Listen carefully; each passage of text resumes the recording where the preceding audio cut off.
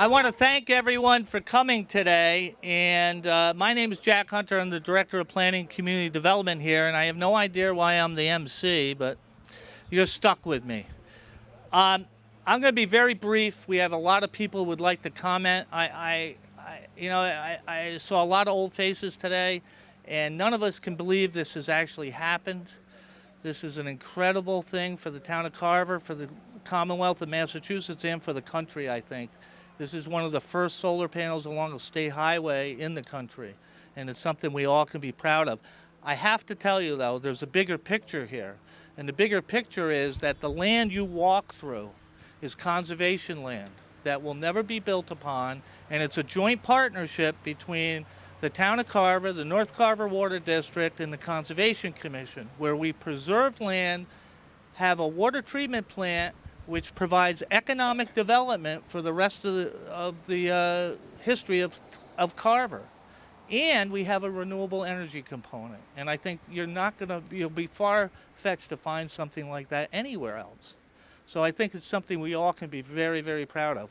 And it didn't happen overnight. I mean, when I was here 8 years ago, they were already starting to think about that. Just some acknowledgments. We have Senator Pacheco here. We have State Rep Giffords. We have Secretary of Transportation Frank DiPaolo somewhere. We have Mark Sylvia, Commissioner of Department of Energy Resources. Meg Lasardi, Director of Green Communities. And then I'm going to introduce the owners of the project, and there's a lot of them. They're all here when we finish. Some other acknowledgments. We have Vice Chairman of the Board of Selectmen, Jack Franey, and Selectman Sarah Hewins. I have all three of my water commissioners here. We have Paul Johnson, the chair, Deb Silva, and Kevin Tracy. Couple more. I have two planning board members who were very instrumental in this, Ms. Rosemarie Hanlon and Ed Fuller, wherever Ed is, with his grandson. So we had a lot of people involved in this. This started really with our Industrial Development Commission well before I was hired, and it's come all the way to this. And it's a wonderful cooperative effort, a public-private partnership. So that's enough of me. There's one other thing I want to say, is that when we started building the treatment plant, what's now the Business Development Commission came up with the notion of having a renewable energy component to this. And we were blessed to be able to hire Beaufort Power. And I know three representatives are here, Glenn Berkowitz and Ian Ward and Noah is here. And it really came from their idea about this. We thought we were going to do wind, and it just didn't work out. And the notion of having solar panels along a highway came from them. And also, once we started the project, we were also blessed with a grant from DOER, and we hired Cadmus Group, and I know Aaron Sweet's here, and we spent a lot of hours trying to work this out. But thank you all. My first speaker today is going to be Senator Mark Pacheco.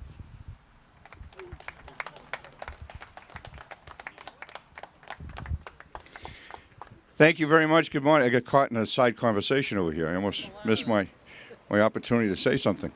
Let me first of all just begin by congratulating all the town leaders, everyone that has had the vision to see a different future, not only for the town with this particular project, but in doing so, seeing a different future for America, where we can create jobs, be energy efficient, and make a real difference in the lives of communities and citizens as well. Jack Hunter in particular has done an outstanding job pulling a lot of this together. I want to thank the Board of Selectmen that are here today for their support along the way. I can remember way back,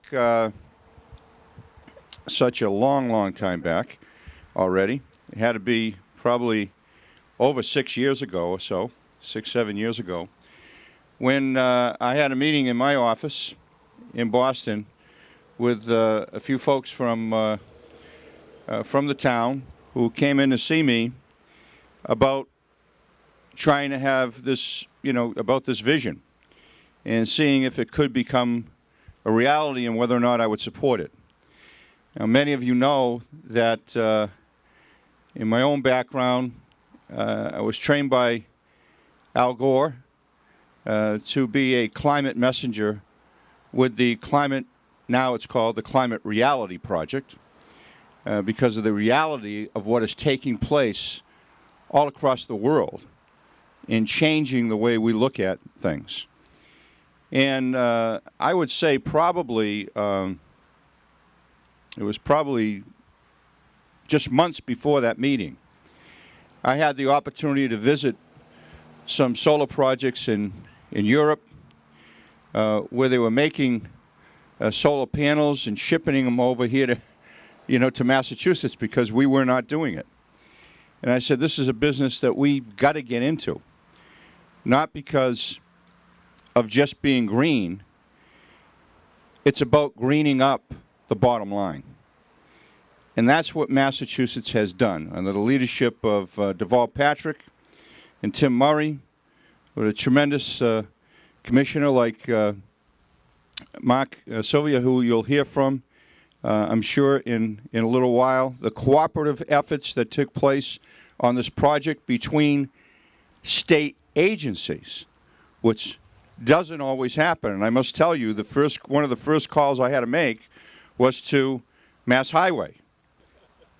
And, of course, when you're the Secretary of Transportation or the highway person for the state, and you get a call from a legislator saying you want to put some solar panels off the highway, I mean, the first reaction is, what, is he nuts? We've got enough problems on our highways and byways across the state. We don't need another technical problem. But that wasn't the reaction, because we're dealing with an administration that's looking to the future. And, today, as a result of all those years later, we look at the reports that have come out, and what do we find? We find that we have now close to 72,000 private sector jobs that have been created in the Massachusetts economy, over 4,995 new companies which have been created here in Massachusetts. And that's great news for jobs. It's great news for Massachusetts. And we are number one in America now for energy efficiency and moving ahead in this area. And it's been a combined partnership between the legislature and the executive branch, and we should celebrate that. Finally, let me say there's another reason why I'm so happy to be here today. As I look at these wonderful panels, which 120 kilowatts of energy that will be generated, close to 100% of the energy use of these facilities will be taken care of by the sunlight. It's amazing. But there's also a bit of other sunlight out here today in the Fraga family that I see sprinkled through the audience.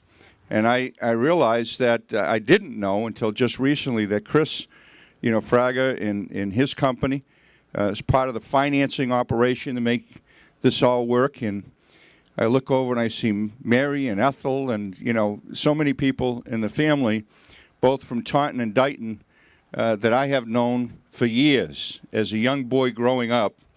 And if you talk to Ethel, who was an English teacher at Taunton High School many years ago and the librarian, and she hadn't been in touch with Mark Pacheco over these years, which she has. She says, "Is the state senator where? What are those people, nuts?" Because she had me in high school, so she knows the real story. But let me just say I thank you for your leadership in the business community, your partnership with the state of Massachusetts, with the local community here. It's all about creating jobs, and it's about greening up the bottom line. And that's what's going on here. So I thank you very much, and I'm proud to have been part of it. Thank you, Mark. Thank you, Senator. I do remember that meeting in his office, and he immediately got on the phone when we were there and called the Commissioner of Transportation. So it was pretty impressive. Next, I'd like to introduce our state rep, Susan Gifford. Thank you, Jack. Good morning, everyone. I'll tell you, to see this many people who have trudged through the woods to come out here and celebrate this great occasion, it's a testament to what this project is all about. And I just want to echo some of the comments by Senator Pacheco that the public-private collaboration that was involved here is absolutely and hopefully trend-setting. This project is a perfect example of what a project should be, in that it is carefully thought out and planned. It is located in a fantastic spot, and it is serving the purpose to benefit the public good. And I think this is a project that all of the residents of this town, this community, and neighboring communities, everyone who worked on this project, the property owners, the family, thank you so much. Everybody should be very proud of this project. So thank you very much, and it's my pleasure to be here. Thank you, Susan. Thank you very much, Susan. Next, we're going to have the Secretary of Transportation, Frank DiPaolo.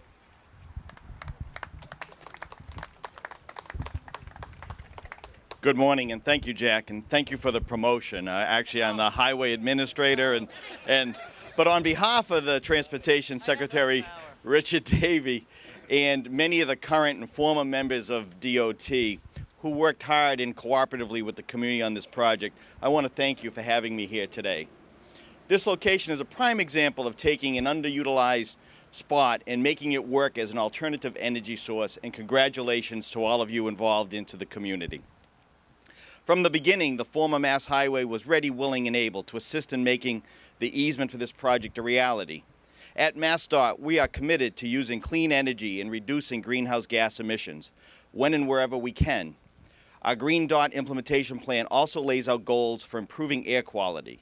This project is an example of what we can achieve through new technology. It shows that Massachusetts is serious about maintaining our status as a leader in promoting the production of clean energy. The dedication of this project by the town of Carver and all public and private parties should be commended.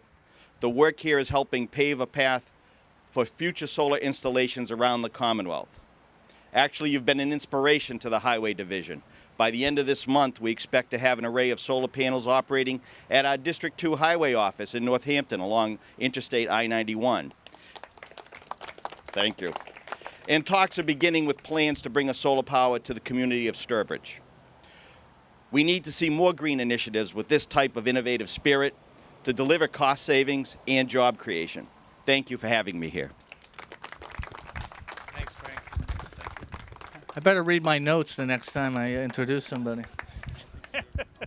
All right, next we're going to have Mark Sylvia, Commissioner, Department of Energy Resources. I got that right. Thank you very much, Jack. It's a real pleasure to be here for two reasons. I'm back in my home area. I had the great opportunity to work in Plymouth before I went to work for the governor, and I live in Fairhaven, so it's nice to be home and celebrating with my fellow South Shore, South Coast family.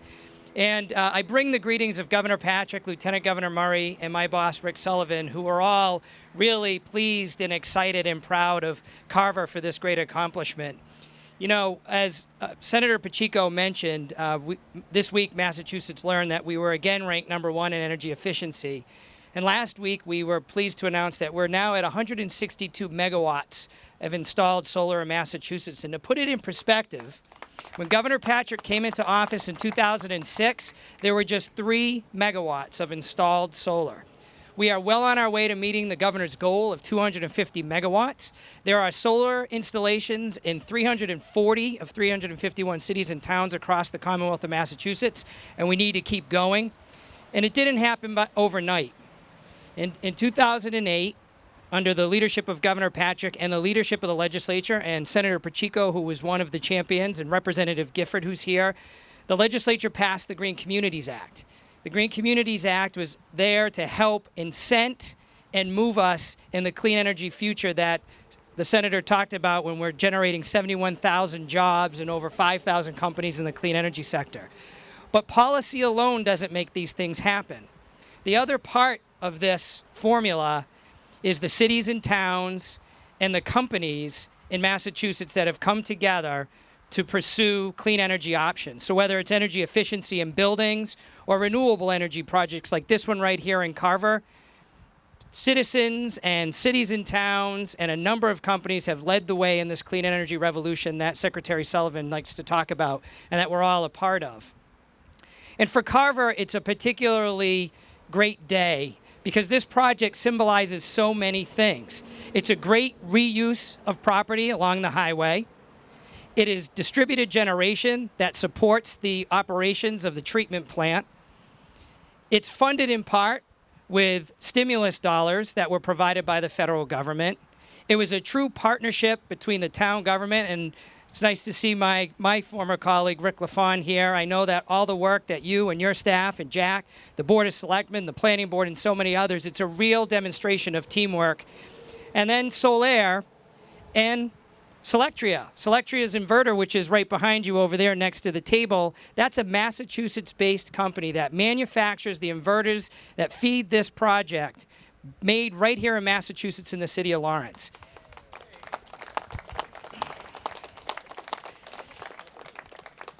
And finally, this project has the distinction of being one of only 3 projects in the whole United States of America, solar PV projects that's along the highways. But as you heard Commissioner DiPaolo say, or Administrator DiPaolo, we're giving you all kinds of different titles, Grand Poobah. But as the administrator said, this is just the beginning. We were pleased to work with MassDOT and the former Mass Highway on this project. We look forward to standing with you and supporting you on so many more across the Commonwealth. And finally, I want to recognize Meg Lusardi, who's the director of the Green Communities Division, and you'll hear from her shortly. As part of the Green Communities Act, there was a requirement to create a division called the Green Communities Division.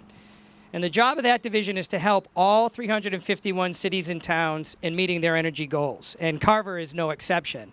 Meg worked very hard with her team to ensure that some of these stimulus dollars were put to use in solar installations. This project represents $150,000 in American Recovery and Reinvestment Act funds. In addition, and along with Cadmus, and I know there are representatives from Cadmus here today, the Green Communities Division was able to provide owner's agent technical assistance to help give some technical expertise to the town.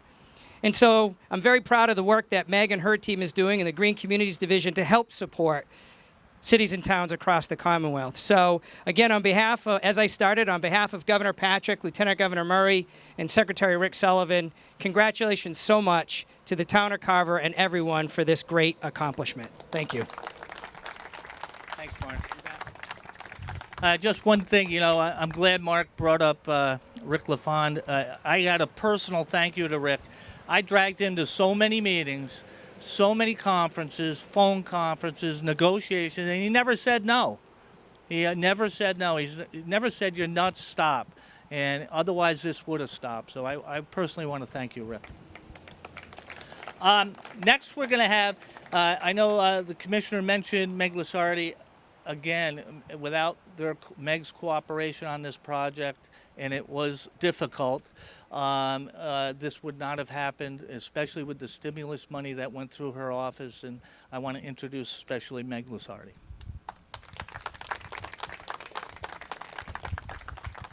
Thank you, Jack. I just want to add my congratulations to the town of Carver on this very special occasion and on this huge achievement. to begin with, I'd like to recognize a few people here from DOER who were instrumental on helping this project happen. As we all know, it takes a team to make these things come together. So we have Diane Gray, who was our stimulus project coordinator and made sure that all the ERA requirements were met. We have Seth Pickering, who is our regional coordinator and was down here tromping through the woods and doing site inspections. And we have Eileen McHugh, who was instrumental on making sure the procurement was done properly. And then I also want to acknowledge Erin Sweet here from Cadmus, the technical assistance that we were able to provide through our office. She was with Carver from day one, with this stimulus funding and helping them work through this. I say that in the Green Communities Division, we provide some grant funding, we provide technical assistance, we provide tools for these types of projects, but they are implemented at the town level, and it's the town that makes these happen. And one of the key things in making these happen is having a champion. And you have no greater champion than this gentleman right here, Jack Hunter. Jack first came into the Executive Office of Energy and Environmental Affairs back in 2008, before we even had a Green Communities Division, talking about this project and this idea of having this PV system along this highway where everybody would be able to see it, and it would be providing the electricity to this new water plant here. So, he got started early, and then the stimulus funding became available, and he was ready to apply for that funding and apply for that technical assistance. And then the project did have its challenges along the way. So, the grant contract ended June of this year, 2012, and that was a hard deadline because we had a hard deadline from the federal government on when these projects had to be done. So in April, they came into our office, and with them was John Scorzoni from Solar America. And we went through and we talked about, some of the things that had to happen to make this project happen by June 30th. And we asked some tough questions in that meeting. Can you do it? Because we did not want to pull the money back. We wanted to see this project go through. But we knew that there was a tight timeline here. But Jack with Solar pulled it together, and they got it done. And they did it meeting all of the stimulus requirements, reporting, Buy American, prevailing wages, everything to make one of these projects come together. So I just, once again, it takes a lot of people, but it takes a champion as well. And I just want to once again add my congratulations to the town of Carver on this great achievement. Very nice of you. Thank you. Gee, I'm blushing. Thank you, Meg. Boy, and those ARR requirements are unbelievable. You need an accountant to do it. I think I'm going to now ask some of our local officials to speak. Mike O'Donnell, who's the chairman of our Board of Selectmen, could not make it, but we have our vice chairman, Jack Franey. You'll have to excuse me while I unfold my paper teleprompter. On behalf of the Board of Selectmen, we welcome the opportunity to be part of this unique siting and first in Carver solar array. A year ago, the board approved the power purchase agreement for this endeavor with another company by a split vote. There were concerns about the financial viability, which proved true, and the project fell through. In stepped Solar America, and here we are today. Finally launching the solar system, which promises to deliver cost-saving power to the North Carver Water District water plant. We wish Solar America much success in your endeavor. And in closing, I'm also the town treasurer, so when I see Make Green, that's music to my ears because that increases the bottom line for the North Carver Water District. Thank you. Thank you, Jack. Next, I'm going to ask Selectman Hewins to say a few words.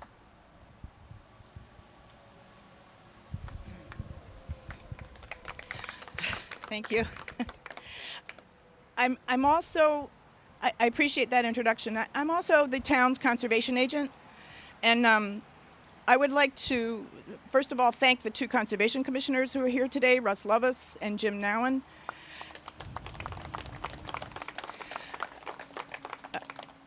Even more importantly, I'd like to go back in just a tiny bit of history. The real reason all of this is here, including the coal property behind us on which the water treatment plant sits, that's giving water to the businesses in North Carver, is because the citizens in this town had the vision, as you spoke of, to adopt the Community Preservation Act in Carver. And that helped us buy this property, in addition to some grants from the state. Thank you all. But if the town hadn't made that decision, none of this would be here, probably. So I do want to thank my fellow citizens for that. I spoke with Dick Ward last night, my fellow selectman, and he was very sorry he couldn't be here. He's a cranberry grower as well, and he's picking his own bogs today, so he's going to be out flat all day, and he's very sorry. But if I may, I have a little quote from him, if I can read it. He said, "I think it's awesome that we went forward and asked the state to go forward to do this project on state land with us that will benefit our town and our state by being a good example to the rest of the towns in the state and to our whole country."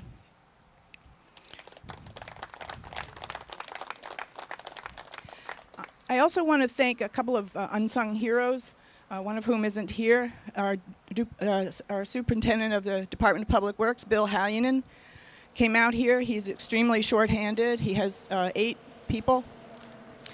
And so he got in the front end loader himself yesterday and made it possible for you to actually walk up here. I'd also like to thank Tom Butler, who is a contractor that John Scorzone hired. Tom's a local contractor, and he made this whole area look really good in very short order. Thank you, Tommy. And I want to thank John. Thank you. I know it was hard, emotionally, politically, financially. And thank you for doing this at no cost to the town of Carver. And my 2 cents is that not only is it the right thing to do for the town and for the environment and for the taxpayers, because every bit of energy that's being saved here is also saving the taxpayers, because as long as the North Carver Water District is in a deficit, the taxpayers have to make up the difference, just the way it is. So this is a good thing for everyone. But it's also good for our town, because our country, actually it is good for our town, but especially for our country, because I believe that every bit of renewable energy and alternative energy that we use means that much less dependence on foreign oil. Thank you.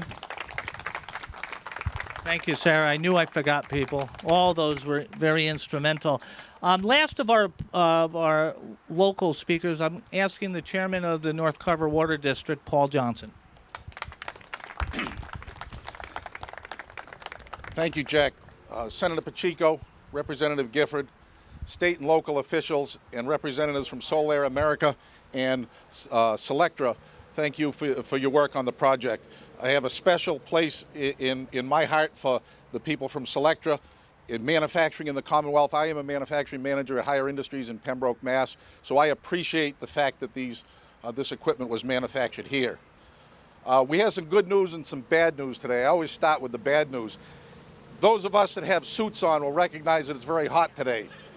All right, I hear some laughing out there, and I think they're right. That's the bad news. The good news is that our electric meters are running in reverse at a good clip reminiscent of a whole house fan.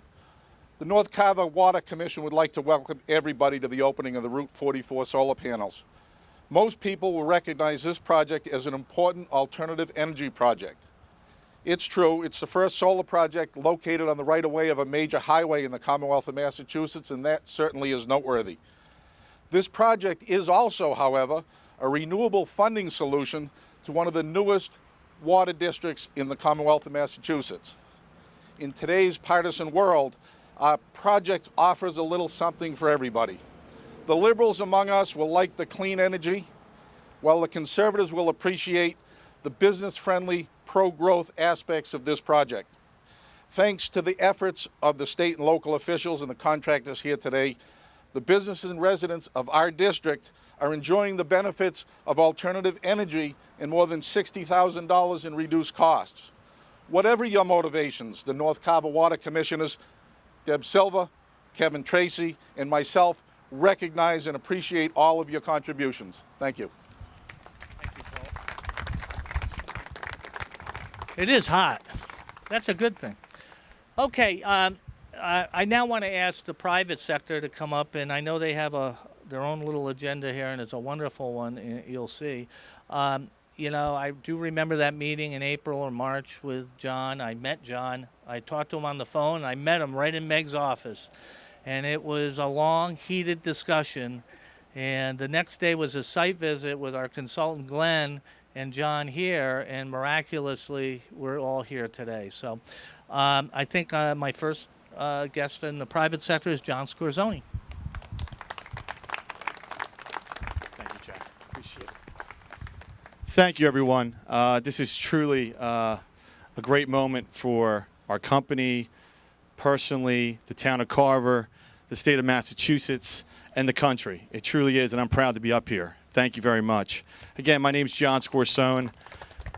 I'm president of Solaire America, proud president of Solaire America. And before I get rambling on about the project, which is a lot to talk about, I guess, I want to thank the number one people in my life, my wife, Star, and my two young sons, Salvatore and Santino. Take a bow, guys. They're what it's all about. They're the reason I get up every morning and try to change the world one installation at a time, and I truly mean that. 15 years ago, things kind of go full circle. I got hired as a young kid out of college to sell oil and chemicals in New England. I came from Philadelphia to Natick, Massachusetts, and I traveled through New England for 3 years selling chemicals and oil, believe it or not. And I spent 10 years in the oil industry. I think it's my dark ages. But I truly learned a lot. Those years in the oil industry really prepared me for taking advantage of this opportunity. When solar energy was starting to come in vogue, I started researching it and actually applying for courses. And I realized the technology wasn't 20 years from now. It was today. And unfortunately, because of the enormous subsidies the oil and gas and coal industries get and the enormous money they make, they have us all believing that this is future and not now. And that's not true. And I don't have the money to offset some of the misinformation, unfortunately, we get from local all the way up to presidential candidates. But unfortunately, it is misinformation. The time is now. And we give you a little bit of statistics, real statistics. When I first started Solaire America, with my own money, my savings, no bank wanted to touch us, and still don't, probably. And we've done it the whole-fashioned way. We were truly a small business. I'm an immigrant. I'm a son of immigrants. My mom and father came from Italy in '58 and '62, and I have an immigrant background. And my whole life was, I grew up with my father, bricklaying, stonemason. And he used to tell me, son, do not lay the bricks, own the bricks. Well, I don't own the bricks, but I own the solar panels, so it's pretty close. So this is truly a labor of love, but it would never have happened. It would have never have happened without a friend and my partner, Bob Kears, and Kears Electric. He deserves as much, if not more, than I do. Bob and his crew are amazing people, amazing partner. And when I got the call from Jack Hunter, and sometimes I regretted it over the last couple of months, but I took the call from Jack. And Jack told me we have a project and we're in need. We need help. I said, I don't know what I can do for you, but I'd be more than happy to at least listen to you. So we had that meeting. We met for the first time at DOER, and they explained to me they had this project they've been working on for 2 years. The local contractor, for whatever reason, couldn't get it done, and they had deadlines. Now, this is April 4th. Meg and her crew told me that we needed to start by April 23rd and needed to be done by June 30th. And I said, that's crazy. Crazy enough to, but I'm crazy enough to at least take an opportunity at it. So I called up my partner, Bob. I said, Bob, we have to do a project. We have to start in 3 weeks. And not only do we have to start it, we have to engineer it. We have to get all the approvals, DOT.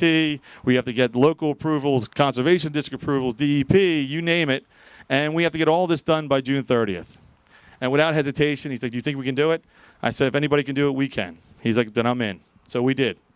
We put up $500,000 of our private money, and we decided to make this a reality because this is important projects like this are very important. They're not pie in the sky. They're not future. They're now. How much highway land do we have that's not being utilized in this country? This is one small project. And this one small project, ladies and gentlemen, is the equivalent of taking out 2,200 pounds of CO2 or planting 88,000 trees. Okay? 88,000, just these panels. Okay? And by the way, not one tree was demolished in this construction. Not one. Not one. We didn't touch anything. We, as you can see, it's pretty much its natural state. We only used the embankment to create energy. So it's truly amazing, and I am honored to work with Jack Hunter. Without Jack getting on me, and saying how much he needed this done. Jack was really, when I met with him, I know how passionate Jack was about this, and I met with Rick LaFon, and I met with Sarah, and I met with the people from DOER, and they were so passionate about this project, which matched my passion. And I said, you know what? I can't let these guys down. We got to at least give it a shot. And without these people, and all these people here, Senator Pacheco, everyone involved, this was truly a team effort. This is something that can be utilized and mimicked by anyone in the Commonwealth and all over the country. This is not something that's very unique. It can happen anywhere. It really can. And we're here to hopefully do more of these in the state of Massachusetts and all over the country. And we're ready to be partners with anybody who wants us to be partners in those types of projects. We're ready to partner with them. So I'm going to leave you with this.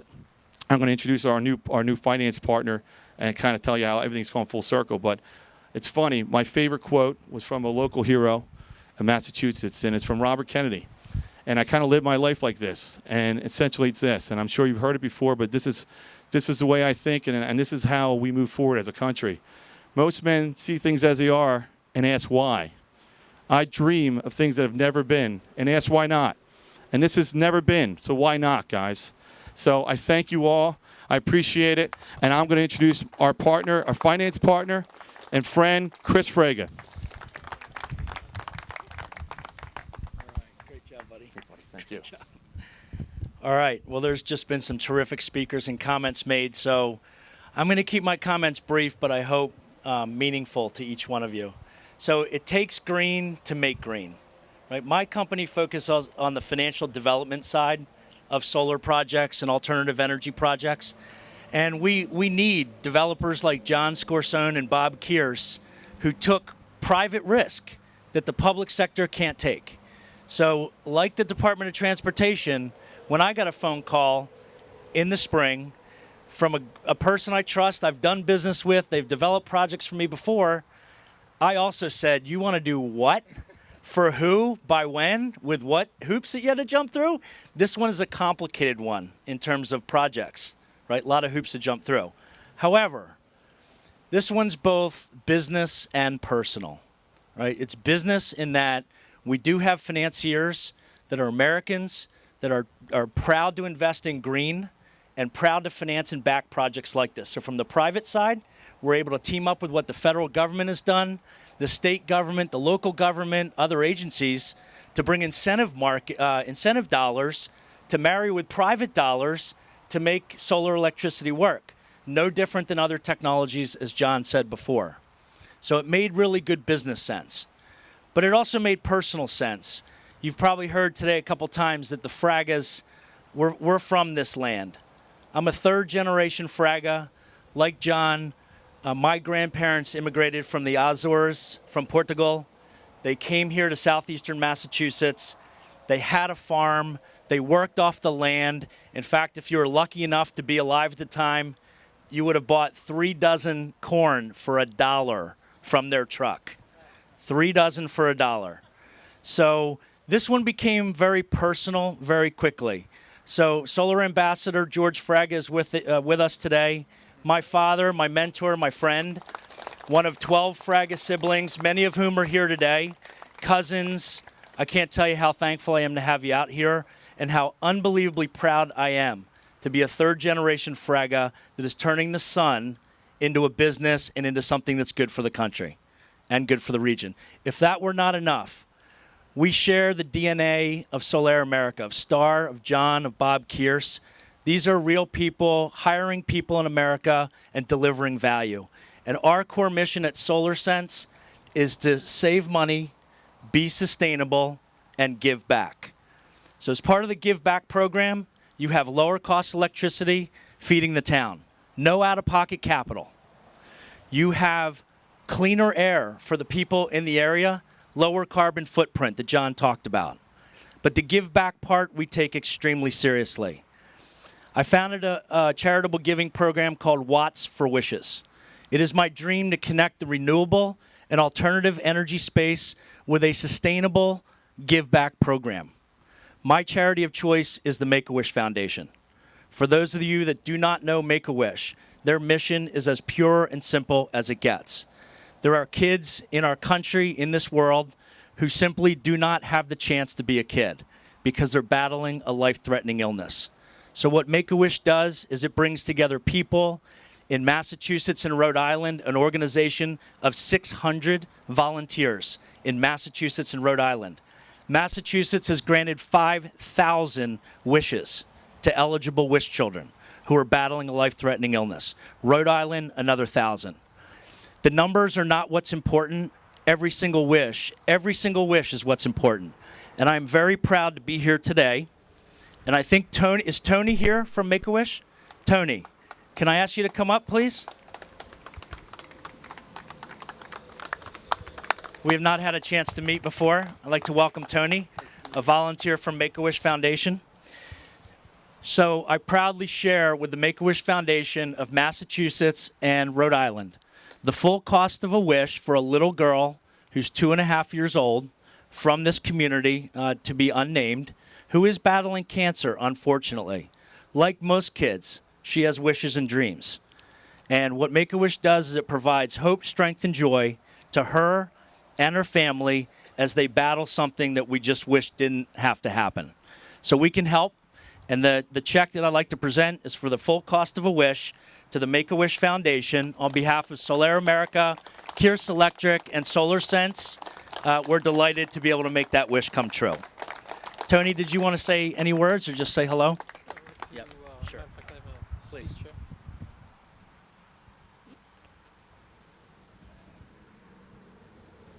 Hello, everybody. My name is Tony Sampaio, and I'm a volunteer for the Make-A-Wish Foundation of Massachusetts and Rhode Island. And I want to welcome solar developers, SolarSense, and Solar America to Massachusetts. I want to thank SolarSense for their support for Make-A-Wish and your Watts for Wishes in the charitable program from you, Chris. Make-A-Wish Foundation in Rhode Island grants wishes to children with life-threatening medical conditions in Massachusetts and Rhode Island to enrich the human experience for joy, hope, and strength. The foundation grants wishes to children between 2.5 and 18 years old with life-threatening illnesses and conditions in Massachusetts and Rhode Island. In the foundation's 25th year history, the foundation has granted life-threatening, affirming wishes to more than 6,000 children in the two-state community, providing hope, strength, and joy in the child's needs to combat serious illness.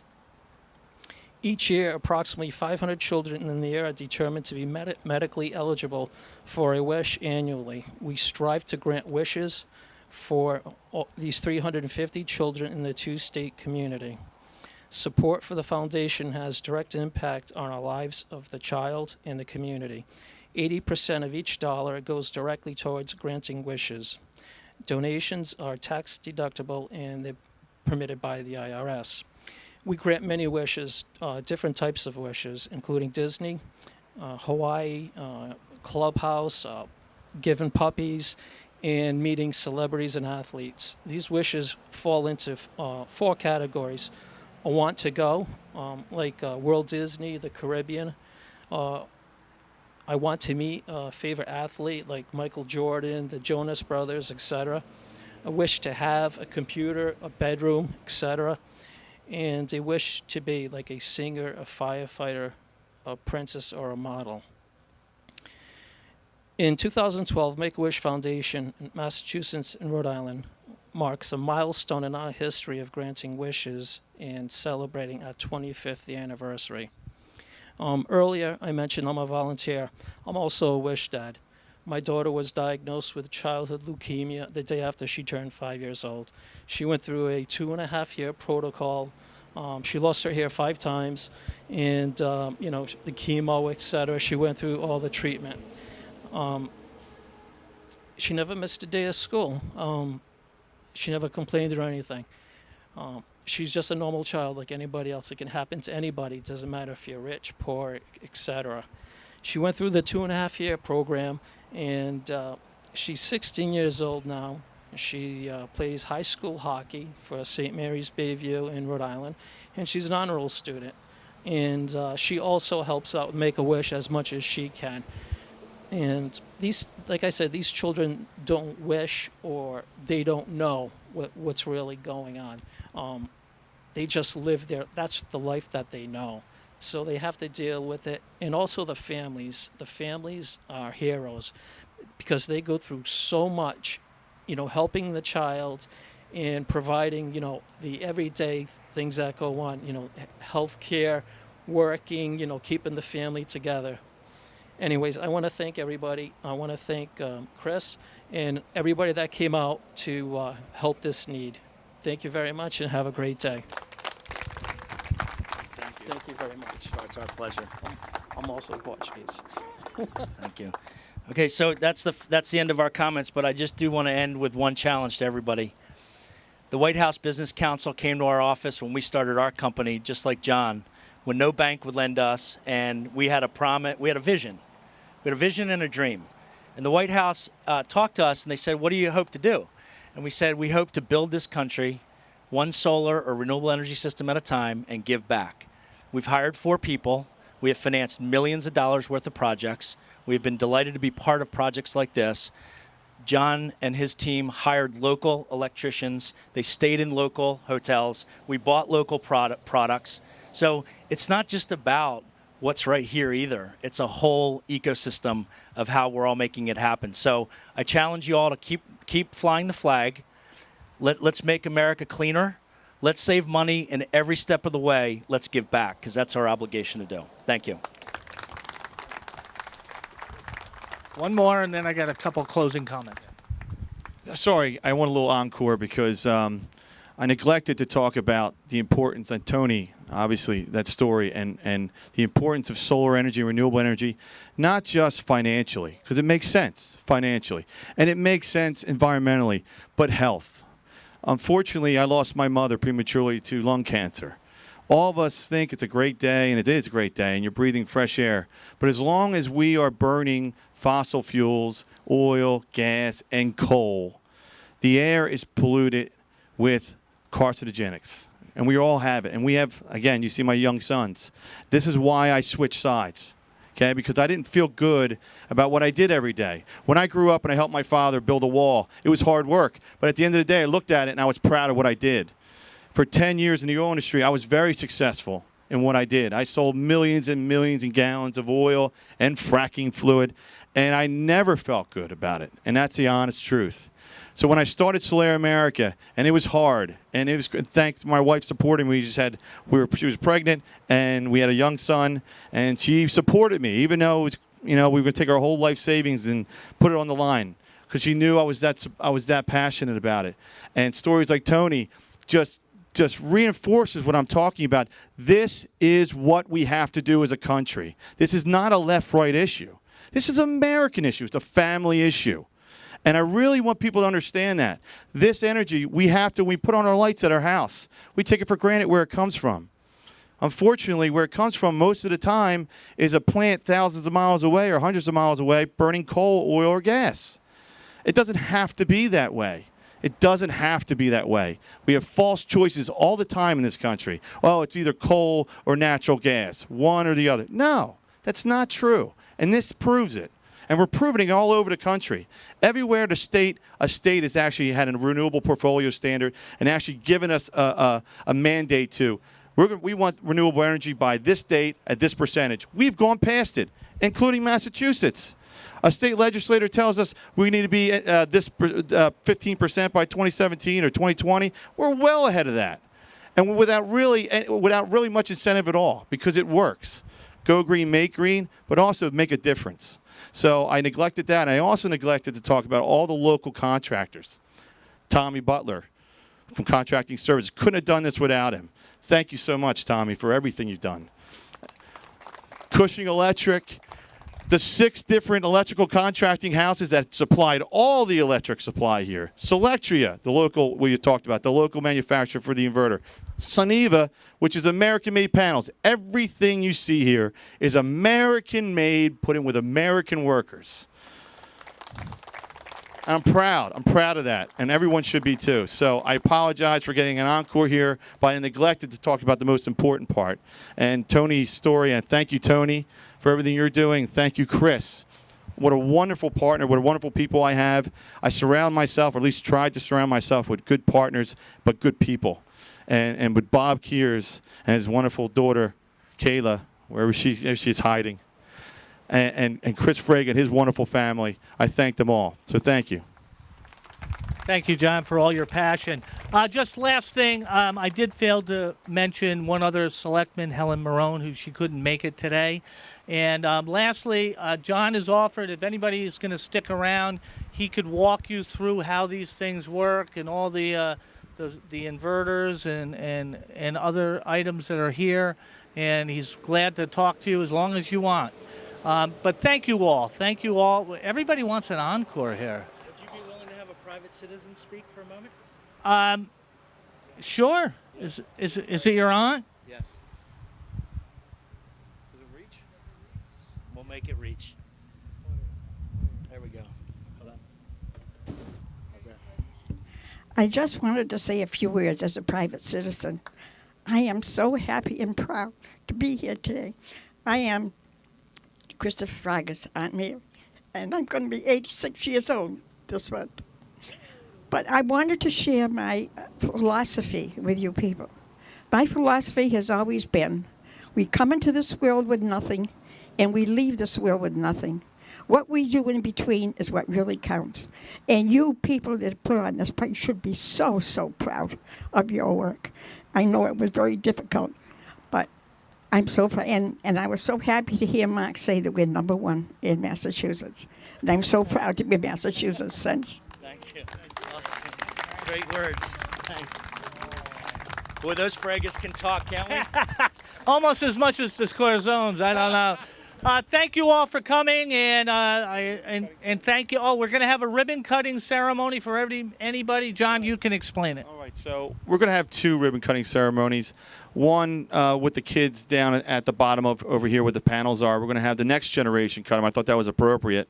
And so I don't want everybody going down the hill. We'll just have the people that, the photographer and the kids and I guess us, because we have to make sure you guys do what you're supposed to do, right, Santino? And then we'll have one with all the officials up here. I won't make all the officials walk down that 30-degree slope. So is that okay? Everybody involved, all the official agencies and town folks will be able to cut that one as well. So we'll start with the kids with our green scissors and our little scissors. And people, everyone's more than welcome to stand at the top of the hill and watch. But Santino and Sal and Kayla and... Yes. And where are the kids? All the kids. Any kid, all the kids. And then we'll walk over here for the official ribbon cutting. Thank you.